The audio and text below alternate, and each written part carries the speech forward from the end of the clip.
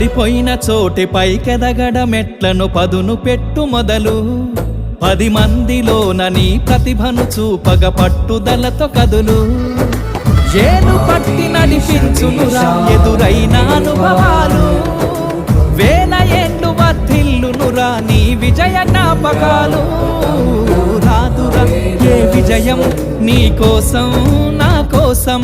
ఎటుపోదురా నువ్వు చేసిన కష్టం ఎప్పటికైనా సొంతం కాలంతో పయనించే వాడికి కానిది ఏముంది